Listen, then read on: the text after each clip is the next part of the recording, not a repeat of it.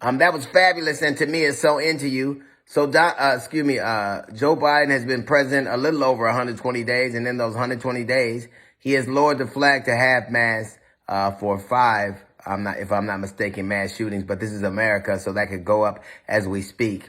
Have we just resigned ourselves to the fact that this is a way of life in America? Have we resigned ourselves to the fact that we're going to let the few decide that we are going to be at risk of things like this all the time?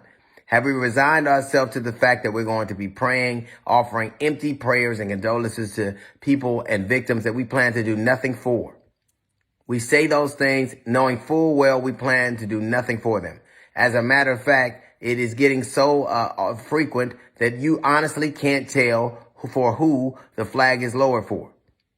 I've heard people ad nauseum tell me what their rights are, and it's my right to do this. But we are a very dangerous society that has decided to act like children. It's interesting to me that we're not even a responsible enough society to be trusted with cold medicine. It is easier in our society to get guns and ammunition than it is to get Sudafed or cold medicine. Right now, if you go in there and you try to get multiple packs of Sudafed or other cold medicines, you have to ask some questions. Why aren't guns the same way? Right now, there are stores you can't buy albums, rap albums with the word guns in them, but you can actually buy guns there. Have we resigned ourselves to the fact that this is American life, that we've evolved to this or devolved to this? That our common solution, the common refrain, the thing that we know is as frequent as weekends is the fact that there are going to be large numbers of people slaughtered at work or malls or synagogues or churches or grocery stores. Have we decided that this is just open season, that it was Wild Wild West, that this is Tombstone?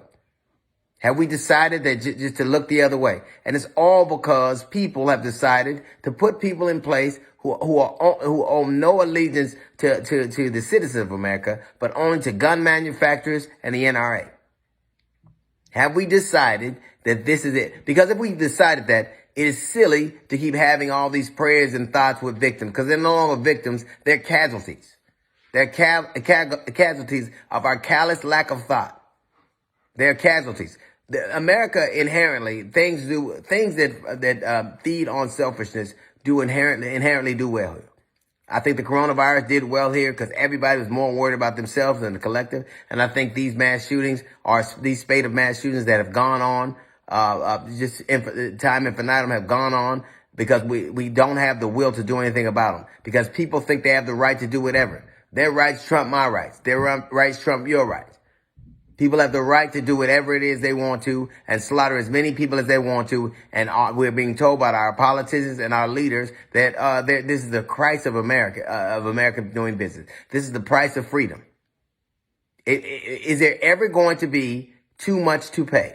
Because generally, we pay for somebody else's freedom with our lives, with our children's lives, our loved ones' lives. Look at the places that you have your head on a swivel when you go to. You can't go to a club or a country concert. You can't go to a grocery store. You can't go to a movie. You can't go to a synagogue.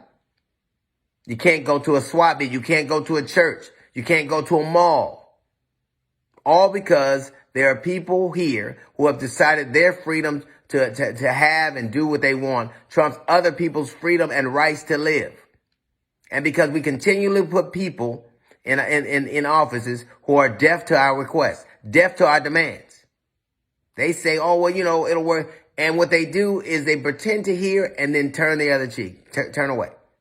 Have we decided that this is the way it is going to be here?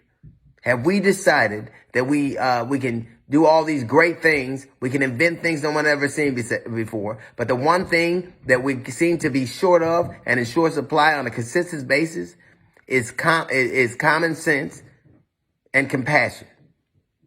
Literally, every time we turn around, people are dying by the scores, and we give them empty prayers and empty thoughts.